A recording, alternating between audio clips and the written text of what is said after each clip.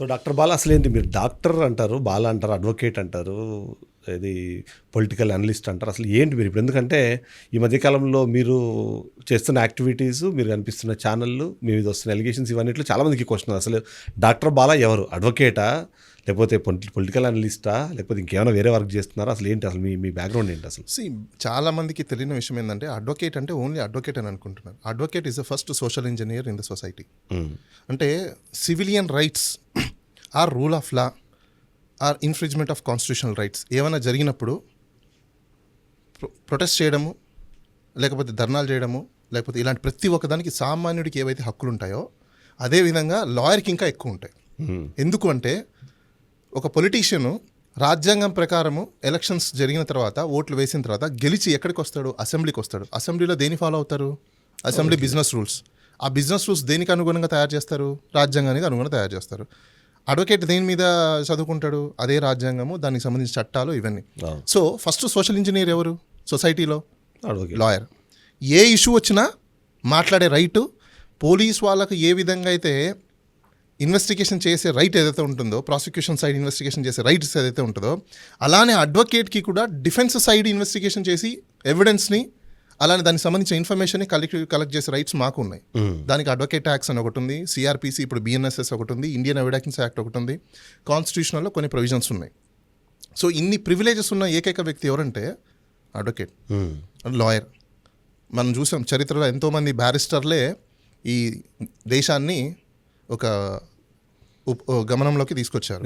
ఈరోజు ఈ చట్టాలు కావచ్చు, లేకపోతే రాజ్యాంగం కావచ్చు, రకరకాల. బాబాసాహెబ్ అంబేద్కర్ ఎవరు? స్వతహాన ఆయన కూడా ఒక బ్యారిస్టర్, రైట్, లా చదువుకున్న వ్యక్తి. ఇప్పుడు ఈ డాక్టర్ అనే దానికి యాక్చువల్గా నేను ఎంబీఏ చేసిన తర్వాత డిఫరెంట్ టైప్ ఆఫ్ కోర్సెస్ అన్ని చేయడం జరిగింది.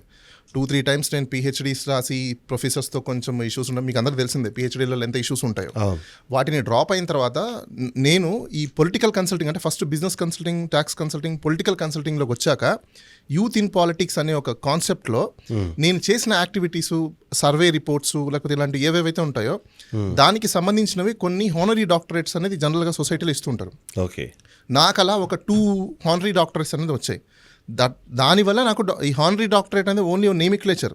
This is not an kind of degree, it's only nomenclature, గౌరవప్రదమైన. ఎందుకు అంటే మనం చేసిన పనుల్ని, మనం చేసిన డేటా ఏదైతే ఉంటుందో దాన్ని తీసుకొని కొంతమంది కమిటీ ఉంటారు, ఆ కమిటీ అసెస్ చేసి ఒక హానరీ డాక్టరేట్ అనేది ఇవ్వడం జరుగుతుంది. స్వతహాగా నేను అడ్వకేట్ చదువుకున్నా, అంటే లా చేసిన, లాయర్ ప్రాక్టీస్ ఒకటి ఉంటుంది, అలానే పొలిటికల్ కన్సల్టింగ్ సర్వీసెస్ అనేది it's including part and parcel of advocate. మా దీంట్లో పని ఏముంటుంది? ఎలక్షన్ కమిషన్, అలానే లోకల్ లాస్ ఉంటాయి, మున్సిపల్ రూల్స్ కావచ్చు, పంచాయతీ ఎలక్షన్స్ కావచ్చు. దీనికి సంబంధించినవన్నీ చాలా వరకు అడ్వకేట్స్ కొంతమంది ఉన్నారు, ఎక్కువ మంది లేరు. నేను నా అకాడమీ అయిపోయిన తర్వాత అసలు దేంట్లో పర్ఫెక్ట్గా ఉంటుంది, ఎందులో కాంపిటీషన్ లేదు అని చూసినప్పుడు నాకు కాంపిటీషన్ లేదనే ఫీల్డ్ కనిపించింది ఈ పొలిటికల్ సైన్స్ సైడ్. ఎందుకు అంటే నేను ఎంఏ పొలిటికల్ సైన్స్ కూడా చేశాను. అది కూడా ఎక్కడ? Famous university of Madras. It's central university, అది చాలా famous. So Indian history, polity అన్నీ ఇంక్లూడ్ అయి ఉన్నాయి. ఎందుకంటే బ్రిటిష్ కాలం నుంచి ఉన్న యూనివర్సిటీస్ అవన్నీ కూడా. అక్కడ చదివినప్పుడు మాకున్న వాస్ట్ నాలెడ్జ్ వల్ల, యూనివర్సిటీస్లో ఉన్న మేము అక్వటైన్ చేసిన నాలెడ్జ్ వల్ల కొంచెం అందరితో కంటే భిన్నంగా మేము ఆలోచిస్తాం, అంతకుమించి అయినది. సో స్వతహాగా మేమైతే అడ్వకేట్. సో అయితే ఇక్కడ అది భిన్నంగా ఆలోచిస్తున్నారా? దాని సందర్భంలో ఇంకో క్వశ్చన్ కూడా వస్తుంది, అంటే ఎక్కడ సెన్సేషనలిజం ఉంటే అక్కడికి బాలా వెళ్తున్నాడా, లేకపోతే ఆ సెన్సేషనల్ కేసులో, లేకపోతే ఆ సెన్సేషనల్ కేసుల వైపే అవే మీ దగ్గరకు వస్తున్నాయి? అసలు ఏంటి?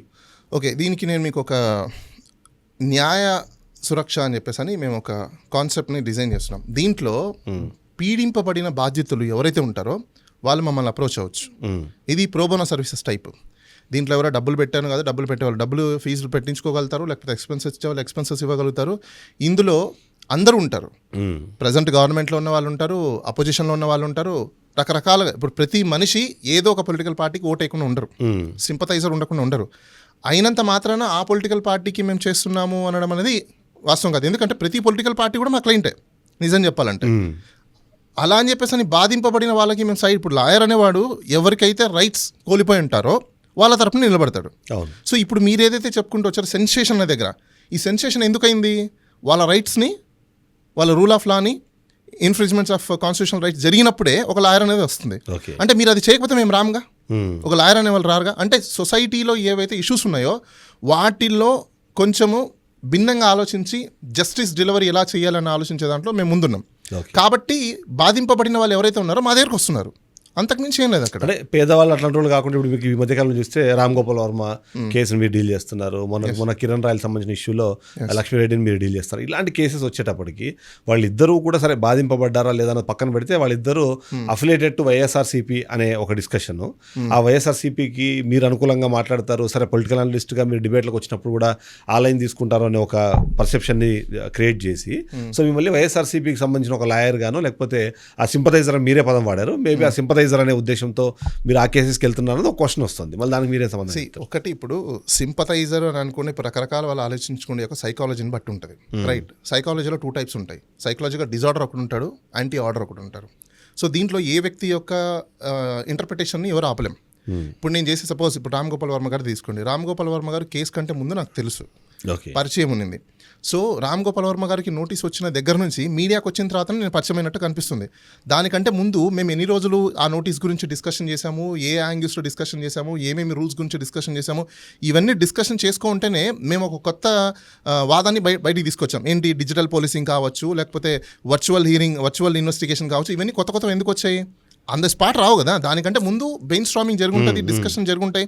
రామ్ గోపాల్ గారి విషయంలో కూడా అలాంటిది జరిగింది కాబట్టే ఆ రోజు మేము రిప్లై నోటీస్ పంపించిన తర్వాత ఇవన్నీ అంశాలు ఉన్నాయని చెప్పేసి అనే రిప్లై నోటీస్లో పొందపరచడము, అవి సొసైటీలో పబ్లిక్కి రావడం. ఇప్పుడు మీరు అన్నట్టే మనం ఒకరికి వాస్తవంగా బెనిఫిట్ చేసే విధంగా ఉంది, లేకపోతే ఒక పొలిటికల్ పార్టీ అని అనుకుందాం అనుకోండి, కానీ అక్కడ మేము తీసుకొచ్చిన అంశాలందరికీ సొసైటీకి ఉపయోగపడేవి కదా. ఓకే. ఎందుకంటే ఇప్పుడు డిజిటల్ పోలీసింగ్ కావచ్చు, నోటీస్ సంబంధించింది కావచ్చు, లేకపోతే వీళ్ళు ఇచ్చే 35(3) or 41 నోటీస్లో ఎఫ్ఐఆర్ కాపీ, అదేవిధంగా కంప్లైంట్ కాపీ ఎన్క్లోజ్ చేయాలని చెప్పేసి మేము ఇవన్నీ తీసుకురావడానికి ఎవరికి బెనిఫిట్? అది ప్రజలకి బెనిఫిట్. సో మేము ఆ విధంగా చేసుకుంటూ వచ్చాను తప్ప నుంచి స్పెసిఫిక్గా ఒక పొలిటికల్ పార్టీ లేకపోతే ఇంకో పొలిటికల్ పార్టీ కాదు. ఇప్పుడు పొలిటికల్ పార్టీ అని అనుకున్నప్పుడు మీరు ఖచ్చితంగా పొలిటికల్ వెండేటా గేమ్స్ చేస్తున్నట్టే కదా ఆ లెక్కన తీసుకుంటే. మరి పొలిటికల్ వెండేటా మీరు చేస్తున్నప్పుడు, కక్షపూరితమైన కేసులు పెడుతున్నప్పుడు, మరి మాలాంటి అడ్వకేట్లు బయటికి రాకుండా సపోర్ట్ చేయకుండా ఇంకెవరు చేస్తారు? అంటే అడ్వకేట్లు ఎవరు సపోర్ట్ చేయకూడదనా వీళ్ళ బాధన, లేకపోతే సపోర్ట్ చేస్తున్నారు, గెలుస్తున్నారు, న్యాయం దొరుకుతుందన్న బాధన అనేది ఒక క్వశ్చన్ ఇక్కడ. ఓకే. మేము ఎక్కడైతే అన్యాయం జరుగుతుందో డెఫినెట్గా మేము బాధితుల పక్షాలను అయితే నిలబడతాం, బాధితుల పక్షాలను చేయడమే మా బాధ్యత. కాబట్టి అడ్వకేట్ అనేవాళ్ళు ఒక పొలిటికల్ పార్టీకి కొమ్ము కోసే టైప్ కాదు. ఏ పొలిటికల్ పార్టీ పవర్లోకి వచ్చినా వాళ్ళ వల్ల బాధింపబడే వాళ్ళు ఎవరైతే ఉంటారో డెఫినెట్గా మేము వాళ్ళ తరపున ఉంటాం. అది పాత గవర్నమెంట్ కావచ్చు, ఇప్పుడు గవర్నమెంట్ కావచ్చు, ఫ్యూచర్ వచ్చే గవర్నమెంట్ కావచ్చు. That's our duty. We're a social engineer. By the way మీకు ఇంకోటి విషయం చెప్పాలనుకున్నాం. చాలామంది ఏమనుకుంటున్నారంటే పొలిటీషియన్స్కి ఒక పొలిటికల్ పార్టీకి ఇంకో పొలిటికల్ పార్టీకి మేము ఏదో సపోర్ట్ చేస్తున్నాం అనుకుంటున్నారు కదా. చాలామందికి తెలియని విషయము, ఈ భారతదేశంలో యంగెస్ట్ పొలిటికల్ కన్సల్టెంట్ నేను. ఓకే. నేను స్టార్ట్ చేసిన దగ్గర నుంచి ఈ రోజు వరకు కూడా ఇండియా ఎలక్షన్ కమిషన్లో ఉన్న రిజిస్టర్డ్ పొలిటికల్ పార్టీస్లలో నా కాంట్రిబ్యూషన్ చాలా ఎక్కువ ఉంటుంది. ఇండియా వైడ్ నేను ఇప్పుడు దాకా 200+ పొలిటికల్ పార్టీస్ చేస్తున్నా రిజిస్ట్రేషన్. పొలిటికల్ కన్సల్టింగ్లో వాళ్ళకి నామినేషన్స్ కావచ్చు. నేను ఇప్పుడు దాకా 40,000 నామినేషన్స్ నేను తయారు చేసిస్తే ఒక్కటి రిజెక్ట్ అవ్వాలి. ఒక్కొక్క నామినేషన్ను 4 సెట్లు ఇస్తారు, ఒక ఎమ్మెల్యే కానీ ఎంపీ కానీ నేను తయారు చేసి ఇచ్చే సెట్ ఒక్క సెట్టే సరిపోతుంది. సెకండ్ సెట్, థర్డ్ సెట్ అని ఉంది, no rejections, 0 errors. That's my track record. ఇంకొకటి, నేను కొత్త కాన్సెప్ట్స్ని తీసుకొచ్చున్నా. ట్రాన్స్జెండర్స్ని ఎమ్మెల్యేగా నిలబెట్టడం. మీ అందరికీ తెలుసు, తమన్నా సింహాద్రి అని చెప్పేసి మంగళగిరి నిలబడింది. ఆ అమ్మాయి నేను తీసుకొచ్చింది నిలబెట్టిందే.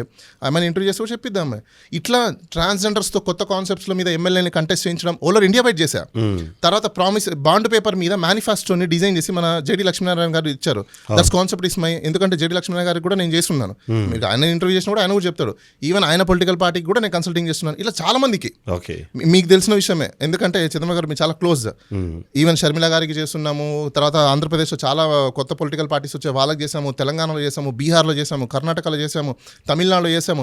ఆల్ ఓవర్ ఇండియా వైడ్ చాలా పొలిటికల్ పార్టీస్ చేస్తున్నాం. నేను అనుకుంటే స్వతహాగా నేను కొత్తగా పొలిటికల్ పార్టీ పెట్టుకొని యంగ్స్టర్స్ని మొత్తానికి నేను ప్లాట్ఫామ్ ఇస్తాను. కానీ why should I need to support someone else when I am having a capacity? How to build the party I know, how to reach the party I know, how to run the party I know. నేను ఒక కన్సల్టెంట్గా ఉండి దిశానిర్దేశం చూపించే వ్యక్తిని నేను ఒకటి దగ్గర వెళ్ళాల్సిన అవసరం లేదు కదా నాకు.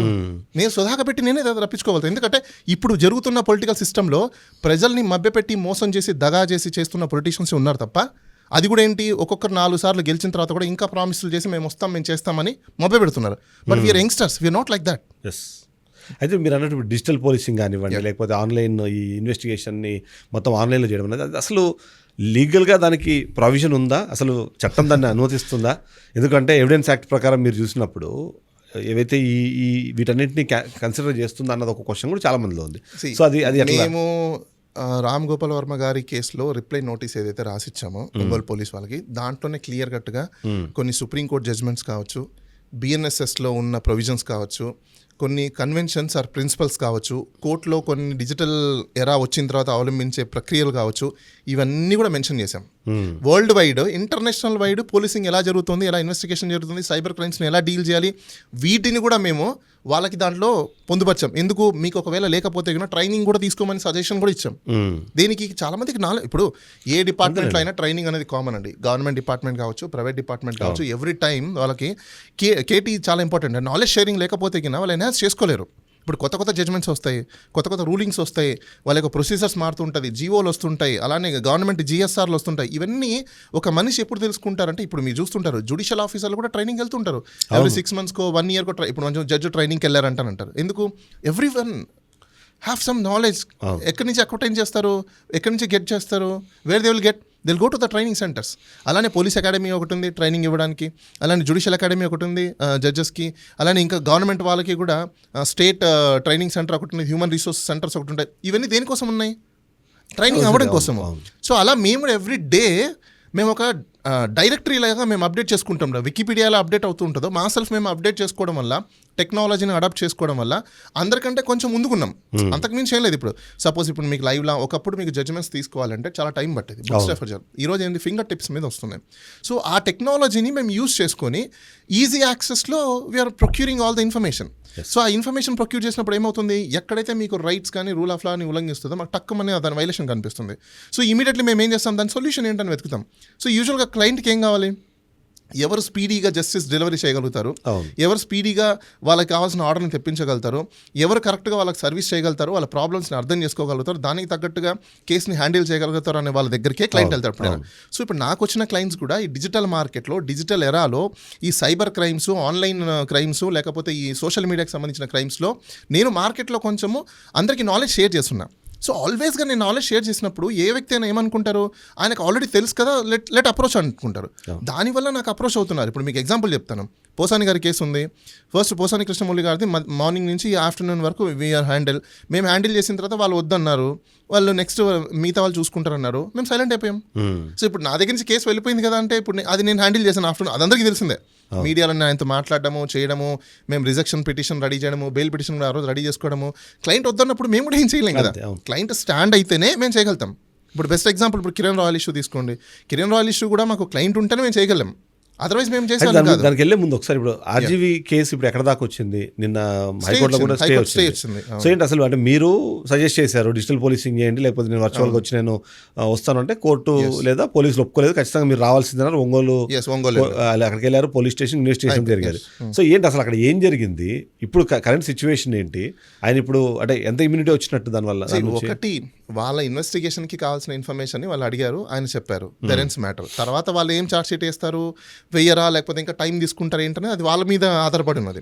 సో దాన్ని ఎవరు మనం ఏం ప్రెషరైజ్ చేయలేం. సో ఇన్వెస్టిగేషన్కి కోఆపరేట్ చేయాల్సిన రెస్పాన్సిబిలిటీ మాకుంది కాబట్టి ఆయన దాన్ని కోఆపరేట్ చేశారు, వెళ్ళారు, ఇన్వెస్టిగేషన్కి కోఆపరేట్ చేసిన విధంగా వాళ్ళు అడిగిన క్వశ్చన్స్కి ఆన్సర్లు చెప్పేశారు, వచ్చేసారు.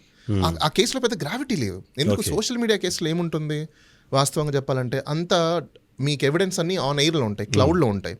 ఎవరు ట్యాంపర్ చేయలేరు, ఎవరు దాన్ని మ్యానిపులేట్ చేయలేరు, ఎవరు డిలీట్ చేయలేరు, ఎవరు అరెస్ట్ చేయలేరు, ఎవరు దాన్ని ఎడిట్ చేయలేరు. Right, it is all evident. ఆయన చేసి ఉండేది ఏదైతే ఉంటుంది అది పెట్టి ఉంటే ఉంటుంది, లేదనుకోండి ఉండదు. ఇంకోటి ఇక్కడ ఏంటి, దాన్ని కాకుండా మేము అడిషనల్గా వాళ్ళకి మేము ఇన్ఫర్మేషన్ ఇచ్చాము. ఏం ఇన్ఫర్మేషన్ ఇచ్చాము, మీరు అన్నీ చూసుకోండి, మేము పెట్టామని అంటున్నారు, మేము పెట్టలేని విషయాలు చాలా ఉన్నాయి, తప్పుడు విషయాలు కూడా మీ దగ్గరకు వచ్చినాయి అనేది కూడా చెప్పున్నాం.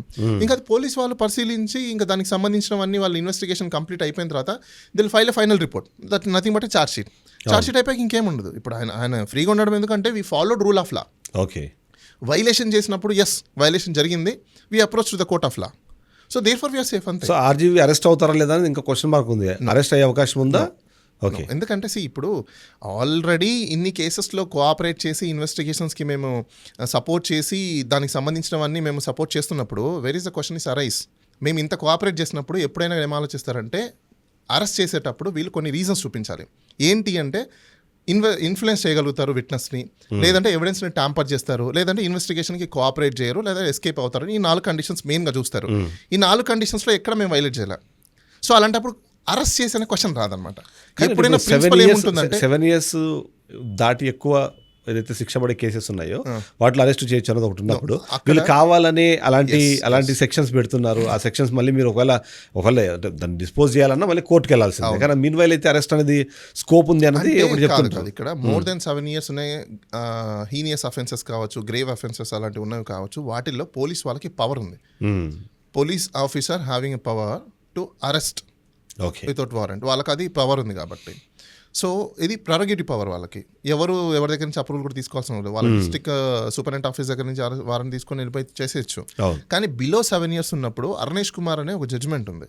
ఆ జడ్జిమెంట్ గైడ్ లైన్స్ ప్రకారం వీళ్ళు దాన్ని ఫాలో అవ్వాలి. ఫస్ట్ దాంట్లో ఫాలో అవుతూ సాటిస్ఫాక్టరీ లేనప్పుడు అప్పుడు వీళ్ళు ప్రియర్ పర్మిషన్ తీసుకొని మెజిస్ట్రేట్ దగ్గర నుంచి అరెస్ట్ చేసుకోవచ్చు. మళ్ళీ దాంట్లో కూడా దానికి కొన్ని ప్రొసీజర్స్, అరెస్ట్ చేయొచ్చు, చేయకూడదని అనట్లేదు, దానికి ప్రొసీజర్స్ ఫాలో అవ్వాలి. ప్రొసీజర్స్ ఫాలో అయిపోయినప్పుడు పిటిషన్ ఇచ్చినప్పుడు పోలీస్ వాళ్ళు కూడా రీజనింగ్స్ రాయాలి.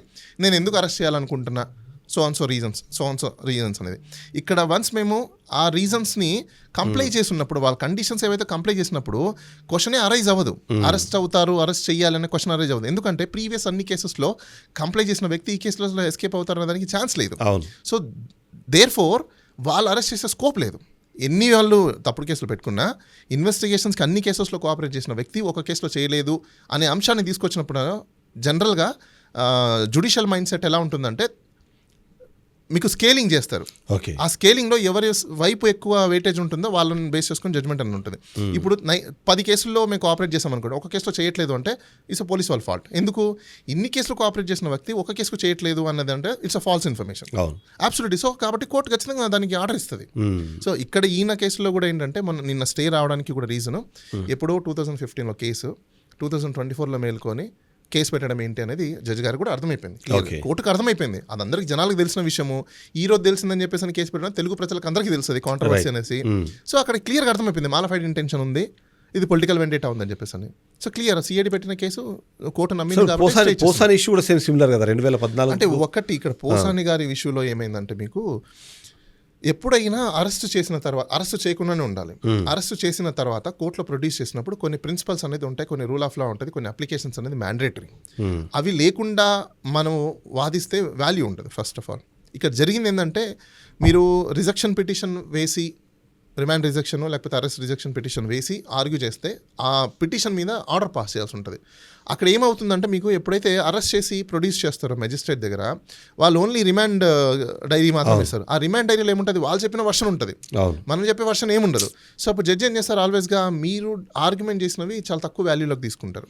సో వాళ్ళది ఎక్కువ వాల్యూలోకి తీసుకున్నప్పుడు అప్రహెన్షన్స్ వాళ్ళు ఏదైతే డిపోర్ట్ చేస్తారో ఆ అప్రహెన్షన్స్ బేస్ మీద రిమాండ్ ఇస్తారు. రిమాండ్ ఇవ్వడంలో ఇప్పుడు రిమాండ్ ఇచ్చారనుకోండి, మీకు అరుణేష్ కుమార్ ఫాలో అవ్వలేదని ఇమీడియట్లీ మీరు బెయిల్ కూడా వేసుకోవచ్చు. మరి ఎందుకు వేసుకోలేదు అనేది క్వశ్చన్. ఎందుకంటే ఆ కేసులో ఏం జరిగింది ఏంటనేది ఫిజికల్గా అప్పుడు నేను లేను. ఇంకా వన్స్ మేము ఇచ్చేసిన తర్వాత వీఆర్ నాట్ దేర్. సో ఇంకా అక్కడ ఏం జరిగింది అంటే ప్రాక్టికాలిటీ ఇష్యూస్ అన్ని కూడా వాళ్ళు డీల్ చేసిన వాళ్ళకే తెలుస్తుంది. మనం కూడా దాన్ని ఎక్కువ వెంటిలేట్ చేయలేము. కాబట్టి నిన్న కిరణ్ రాయల్ ఒక అలిగేషన్ చేశారు మేము, ఏంటంటే ఇప్పుడు లక్ష్మీరెడ్డి ఇష్యూ ఏదైతుందో దాన్ని వాదిస్తున్న లాయర్ ఎవరైతే ఉన్నారో, లాయర్ అంటే ఆబ్వియస్లీ డాక్టర్ బాలా ఎవరైతే చేస్తున్నారో ఆయన కోర్టులో వాదించకుండా, నిజంగానే ఆమెకు అన్యాయం జరిగిందంటే కోర్టులో వాదించాలి కానీ కాకుండా కొన్ని ఛానల్స్లో వెళ్ళి వాదిస్తున్నారు. ఏంటి ఆయన ఇంట్రెస్ట్ ఏంటి అనేది ఒక పాయింట్. అంటే ఏంటి, ఇందాక ఫస్ట్ మీకు ఒకటి చెప్పా, లాయర్ అనే వ్యక్తి ఎవరైతే ఉంటారో చాలా మందికి తెలియదు అనుకుంటాను, మేబీ అతను కూడా తెలియదేమో, తెలుసుకోవాలి. పొలిటీషియన్ నేను పాలిటిక్స్ చేస్తాను, పొలిటికల్ సిస్టంలోకి వచ్చి నేను ఏదైనా మాట్లాడతాను అంటే కుదరదు. మీరు పొలిటీషియన్స్ అయినప్పుడు ఎవరైనా కావచ్చు, హూఎవర్ ఇట్ మేబీ, సొసైటీలో మీరు first of all what you are delivering to the society అనేది more important. What you are doing for the people అనేది మోర్ ఇంపార్టెంట్. మీ కెరియర్ల కోసమో, మీ అభివృద్ధి కోసమో, లేకపోతే మీ యొక్క డెవలప్మెంట్ కోసమో సొసైటీ లేదు. మీ ఇండివిజువల్ డెవలప్మెంట్ అనేది మీరు బిజినెస్ చేసుకోవడమో, లేకపోతే కన్సల్టెంట్ గానో, లేకపోతే ఇంకోటి చేసుకొని డెవలప్ అవ్వచ్చు. పాలిటిక్స్ అంటే what is mean by the politics? Politics అంటే ఏంటి అంటే మీరు డెవలప్మెంట్ చేయడం కోసమా, మీరు డెవలప్ అవడం కోసమా పాలిటిక్స్ అంటే మీ పవర్లు, మీకు చైర్మన్లు లేకపోతే ఇంకొకటో పోస్టుల కోసమా politics? No, politics is there to serve to the people. Not for your own career, not for your own family career, not for your own development. This is a development for the society. What is you have a talent, you have to contribute. అంతేగాని నాకు నేను చేసుకుంటానంటే కుదరదు. So ఇక్కడ ఆయనకు maybe తెలియకపోయి ఉండొచ్చు, advocate అనే వ్యక్తి first citizen. దేని గురించి? లా గురించి. ఫ్యాక్ట్స్ డిస్ప్యూట్స్ ఉన్నా, లా డిస్ప్యూట్స్ ఉన్నా మాట్లాడగలిగే ఏకైక వ్యక్తి ఎవరైనా ఉన్నారంటే అది అడ్వకేట్. సో అది మీడియాలో మాట్లాడతారు, కోర్టులో మాట్లాడతారు, పేపర్లో మాట్లాడతారు, ప్రతి చోట కూడా మాట్లాడగలిగే కెపాసిటీ ఉన్న వ్యక్తి లాయర్. మేబీ ఆయనకు తెలియకపోయి ఉండొచ్చు. సో తెలియకపోవడం వల్ల ఆయన అలాంటి వ్యాఖ్యలు చేస్తుంటారు. ఇప్పుడు మీరు ఒక కాంట్రవర్షియల్ ఇష్యూ అని చెప్పారు, అంటే అలిగేషన్. అవును, సాక్షి టీవీలో కూర్చొని మాట్లాడుతున్నారు కదా అని చెప్పేసి ఒక ఫ్యాక్చువల్ ఇష్యూ చెప్పినా మీకు నేను. ఆ ఇష్యూ జరిగిన తర్వాత నేను అందరి మీడియా వాళ్ళకి ఫోన్ చేసి మాట్లాడా. ఓకే, ప్రతి ఒక్కరికి నేను అడిగా, మీరు అతన్ని కూర్చోబెడుతున్నారు కదా, అవును, మరి ఇంకో సైడ్ కూడా వినాలి కదా. ఈ రోజు అదే ఛానల్స్ అంది కూడా ఆవిడని కూర్చోబెట్టి మాట్లాడించారు. మరి ఆ రోజు ఏమైపోయాయి? ఆ రోజు ఎందుకు కూర్చోబెట్టలేదు? ఆ రోజు ఎందుకు ఆవిడ వర్షన్ తీసుకోలేదు? ఆ రోజు ఆవిడ పెయిన్ ఎందుకు తీసుకెళ్ళకపోయారు? ఇక్కడ ఏమైపోయిందంటే నాకు అన్ని మీడియా ఛానల్లో పర్సనల్గా ఫ్రెండ్షిప్ ఉండొచ్చు కాక ప్రొఫెషనల్లో వాళ్ళ వర్క్స్. సో ఆల్వేస్గా వాళ్ళు నో అన్నప్పుడు ఇప్పుడు మీరున్నారు అలా నాకు కుదరలేదని అంటే నేను ఏం చేయగలుగుతాను? ఓకే లైట్ అనుకుంటాం. ఎవరైతే పాసిబిలిటీ ఉంటుందో దెన్ అక్కడ పోయి మనం మాట్లాడగలుగుతాం. ఇప్పుడు ఆ రోజు పాసిబిలిటీ ఉన్నది, సాక్షి వాళ్ళు పిలిచారు, మాట్లాడాము అంతే. ఏబిఎన్ పిలిచింటే ఏబిఎన్కి వెళ్ళే వాళ్ళం, టీవీఎన్ పిలిస్తే టీవీ5కి వెళ్ళే వాళ్ళం, మహా పిలిస్తే మహాకి వెళ్ళే వెళ్తాం, లేకపోతే ఇప్పుడు అందరు ఫ్రెండ్సే కదా. ఇప్పుడు కొన్నిసార్లు సందర్భాలలో నేను రాలేకపోయిన పరిస్థితులు ఉండొచ్చు, మీరు పిలవకపోయిన పరిస్థితులు ఉండొచ్చు. చాలానే ఆ ఛానల్స్ వాళ్ళకి కూడా కొంతమందికి పిలవకపోయిన పరిస్థితి ఉండొచ్చు. ఆ ఛానల్ వాళ్ళు పిలిచారు, మేము వెళ్ళి ఉంటాము, మాట్లాడతాం, డెఫినెట్గా మాట్లాడతాం. ఒకటి, నాకు ఇన్ఫర్మేషన్ ఎవరిస్తారు? నాకు సంబంధించిన క్లయింటే ఇన్ఫర్మేషన్ ఇన్పుట్ ఇస్తేనే నేను మాట్లాడగలుగుతాను. ఎందుకు? అక్కడ ఇన్కెపాసిటీ ఉన్నప్పుడు ఆర్టికల్ 51A అందరూ తెలుసుకోండి. రాజ్యాంగంలో ఆర్టికల్ 51A ఏదైతే ఉందో it's a citizen responsibility. Incapacity ఉండి ఎవరైతే భయభ్రాంతులకు గురై ఉంటారో, స్కేరీ ఉంటారో, వాళ్ళ కెపాసిటీ లేక వాళ్ళు చేయలేని పక్షంలో వాళ్ళ తరపున మనం నిలబడి మాట్లాడచ్చు. That is constitution is given a right to me. అదే కాకుండా నాకు ఇంకో రైట్ కూడా ఉంది. ఏంటి? Being as a social engineer. Who is a social engineer? A lawyer is a social engineer. He knows better than the politician. Politicians కంటే ఎక్కువ శాతం రాజ్యాంగం గురించి, రాజకీయం గురించి తెలిసిన వ్యక్తి ఎవరైనా లాయర్. చాలా మంది తప్పులో ఉన్నారు పొలిటీషియన్స్ అని మీరందరూ తెలుసుకోండి. మీరేమనుకుంటున్నారు మీ గురించి? మీరు దేవుళ్ళు అనుకుంటున్నారా పొలిటీషియన్స్ అంటే? 10 మంది ఓట్లు వేసేస్తానో, లేకపోతే ఒక గ్రూప్ని, ఒక క్యాస్ట్ కమ్యూనిటీని మీ పక్కన పెట్టేసుకొని ఓట్లు వేసేసుకున్నంత మాత్రం మీరు పైనుంచి దిగొచ్చిన దేవుళ్ళా? నో. మీ అందరికీ ఫస్ట్ రెస్పాన్సిబుల్ సిటిజన్ ఎవరంటే lawyers. He's a social engineer, he's a right social engineer. Jai Bhim cinema చూసారు కదా అందరూ. జై భీమ్ సినిమాలో ఒక డైలాగ్ ఉంటుంది, కోర్టు వేసుకుని కోర్టులో వాదిస్తారు, కోర్టు తీసేసిన తర్వాత బయట అజిటేషన్ కూడా చేస్తారు. That is a protest. అది రాజ్యాంగం కల్పించిన హక్కు. అది పబ్లిక్లో వెంటిలేషన్ చేయడం, ఇది కోర్టులో లా ప్రకారంగా వాదించడం. రెండు చేయగలిగే కెపాసిటీ చేసే వాళ్ళ వ్యక్తులు ఎవరైనా ఉంటే లాయరే. మేబీ చాలామంది పొలిటీషియన్స్కి తెలియక ఈ విధంగా హాఫ్ ఆఫ్ నాలెడ్జ్తో హాఫ్ బేక్డ్ కుక్తో మాట్లాడుతున్నారు. ఆల్ పొలిటీషియన్స్ నాకు తెలిసి ఈ మధ్యకాలంలో చాలామంది పొలిటీషియన్స్ ఎలా ఉన్నారంటే, రాజకీయాలకు ఎందుకు ఇది ఆపోదిస్తున్నారు, రాజకీయాలకు ఈ పొలిటికల్ పార్టీకి ఎందుకు ఈ వీళ్ళు చేస్తున్నారు.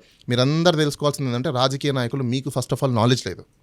మీకు నిజంగా నాలెడ్జ్ ఉంటే రాజ్యాంగం గురించి లాయర్లు అనే వాళ్ళు ఎటువైపైనా వాదిస్తారు, ఎవరి వైపైనా నిలబడే. అక్కడ బాధితులు ఉన్నప్పుడు వాళ్ళ దగ్గరికి క్లయింట్ వచ్చినప్పుడు ఖచ్చితంగా వాళ్ళు వాదించే కెపాసిటీ వాళ్ళకు ఉంటుంది కాబట్టి వాళ్ళు వాదిస్తారు కూడా. అలా అని చెప్పేసి అని రాజకీయాలకు ఎందుకు పూర్వ మీద? అసలు రాజకీయం మొదలయ్యేదే రాజ్యాంగం నుంచి. అవును. ఈ రాజ్యాంగం చదువుకునేది ఎవరు? మేము. మరి మాకు తెలియకుండా మీకు తెలుస్తుందా? మేము సజెషన్స్ ఇస్తే మీరు ఫాలో అవుతారు, మేము మీకు నాలెడ్జ్ షేర్ చేస్తే మీరు ఫాలో అవుతారు, మేము మీకు కంటెంట్స్ ఇస్తే మీరు ఇది అవుతారు.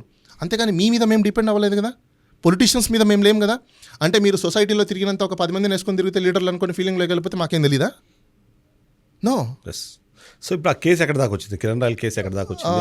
మోస్ట్ ప్రాబ్లీ నాకు తెలిసి అది వాళ్ళిద్దరు ఏదో మాట్లాడుకుని సెటిల్మెంట్ గురించి, అంటే కంప్లైంట్స్ మేము అన్నీ ఇచ్చిన తర్వాత రీసెంట్గా ఒక 2-3 days బ్యాక్ నా క్లయింట్ నాకు చెప్పడం ఏంటంటే, టాక్స్ నడుస్తున్నాయండి, పిల్లలు మాట్లాడుతున్నారు, సో వాళ్ళతో ఆల్మోస్ట్ మేము డిస్కషన్ చేసుకొని దాన్ని క్లోజ్ చేద్దామని అనుకుంటున్నాము అని అన్నారు.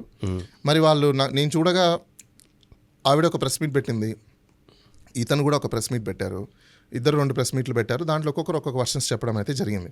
ఎందుకంటే ఇప్పుడు నేను కూడా ఆవిడ అంటే ఫుల్గా చెప్పలేదు, ఫుల్గా అయిపోయిందని చెప్పట్లేదు, అలా అని చెప్పేసి అని ఇంకా అవ్వలేదు అని చెప్పట్లేదు. ఇట్స్ హాఫ్ బేక్డ్ అనుకోవచ్చు మనము. ఎందుకంటే నాకు కూడా ఇన్ఫర్మేషన్ లేదు. ఇప్పుడు వాళ్ళు సెటిల్ చేసుకుంటా అన్నప్పుడు మనమేముంది, మళ్ళీ ఎప్పుడైనా ఆవిడ వచ్చి నాకు ఈ ప్రాబ్లం జరిగింది, లీగల్గా ఫైట్ చేయండి అంటే డెఫినెట్గా చేస్తాం. అలానే ఇప్పుడు కిరణ్ రాయల్ నేను ఒక ప్రెస్ మీట్ పెట్టాడు.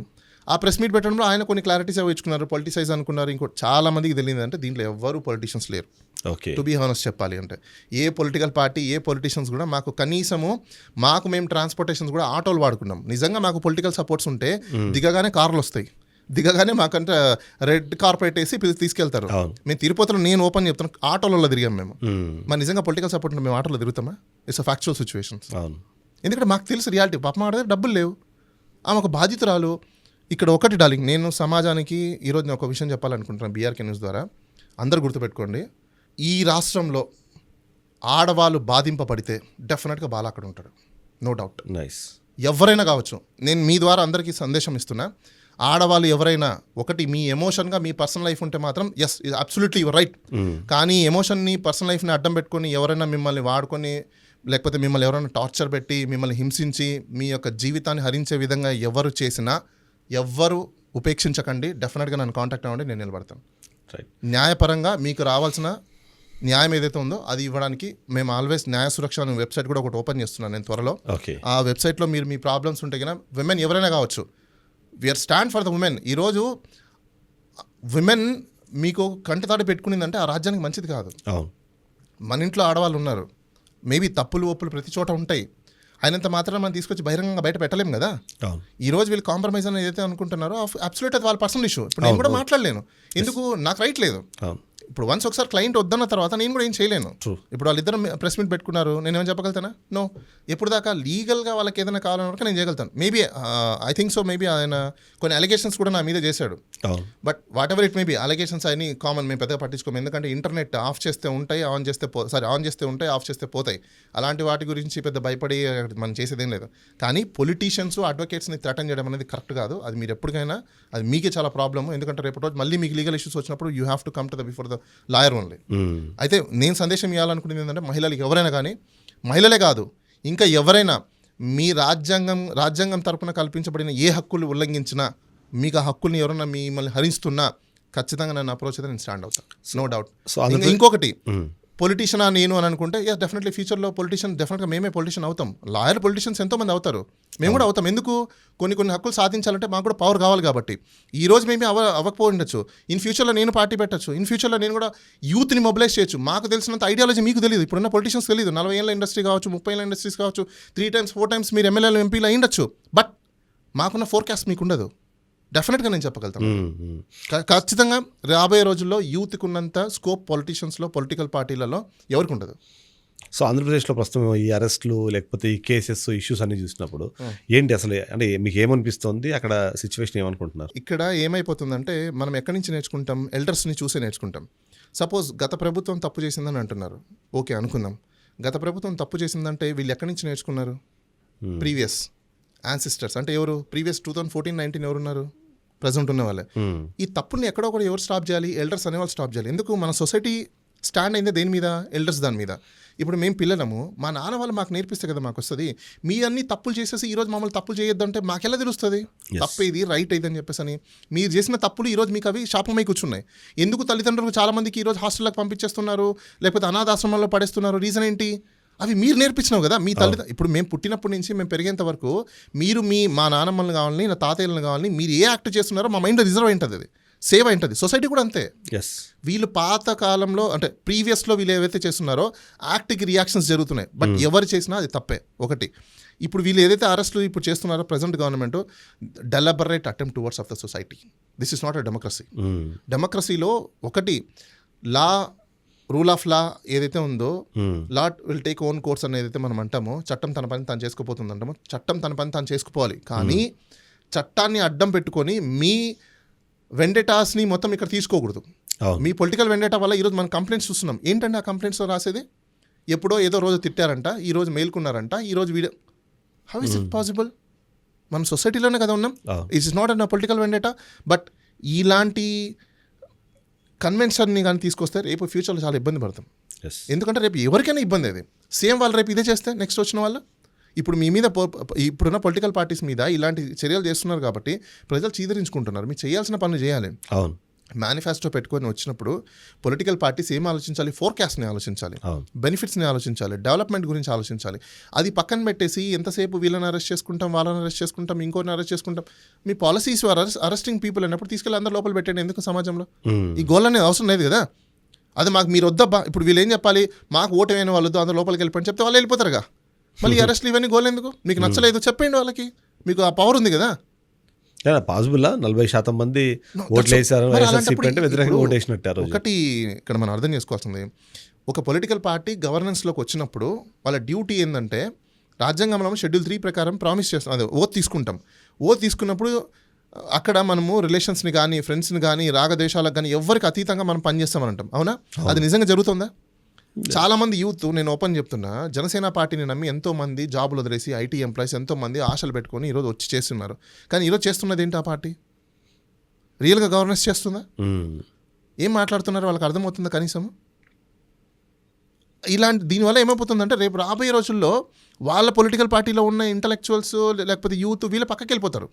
ఎంతోమంది ఆశతో వచ్చారు. ఇప్పుడు ఆశతో వచ్చిన ఎమ్మెల్యేలు ఉన్నారా? ఆ పిల్లలు ఎవరైనా ఉన్నారా? లేరు. ఎవరెవరు ఉన్నారు ఎమ్మెల్యేస్? వాళ్ళకి సంబంధించిన వాళ్ళు ఉన్నారు. ఎగ్జాంపుల్ తీసుకోండి, ఇప్పుడు నాగబాబు గారు నామినేషన్ వేశారంట, రైట్? ఎమ్మెల్సీ నిజంగా వాస్తవంగా ఇప్పుడు ఏదైతే పవన్ కళ్యాణ్ గారు మాట్లాడారో, నేను కుటుంబ రాజకీయాలు చేయను అని ఏదైతే అన్నారో ఆయన, ఈరోజు కుటుంబ రాజకీయాలు కాదవి. మరి ఏ స్టాండ్ మీద? ఇప్పుడు నేను ఓపెన్ చెప్తాను. ఇప్పుడు నేను సపోజ్ ఒక పర్సన్ని నేను ఫాలో అవ్వాలి డార్లింగ్. ఎలా ఫాలో అవ్వాలి? ఇప్పుడు ఈయన మంచి వ్యక్తి అని చెప్పేసి అని చాలామంది ఫాలో అయ్యారు. ఇప్పుడు ఈరోజు ఈయన కుటుంబం నుంచి వస్తున్నప్పుడు మరి ఏది కరెక్ట్? ఆయన చెప్పింది కరెక్టా? చేసేది కరెక్టా? It's not a confusion to the people. కానీ పార్టీ కోసం కష్టపడిన వాళ్ళల్లో ఈయన ఉన్నారు. సో ఆయన బై ఫార్చునేట్ వాళ్ళ బ్రదర్ అయ్యారు.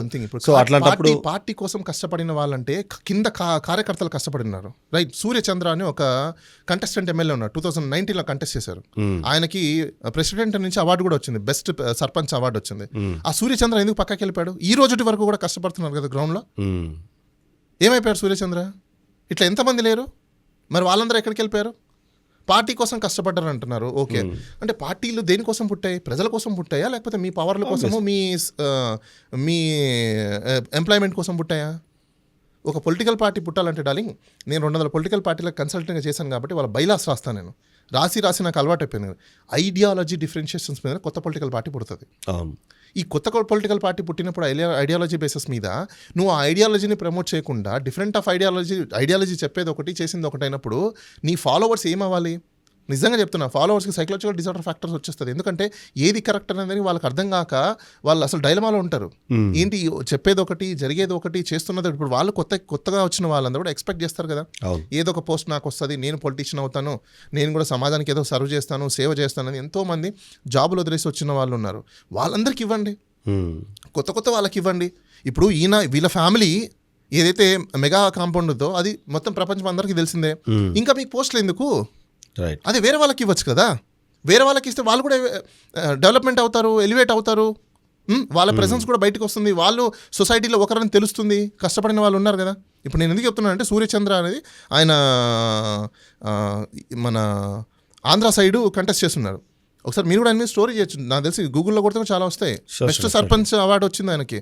ఇదే జనసేన పార్టీకి సంబంధించిన వ్యక్తి ఆయన. మరి ఈరోజు లేదు.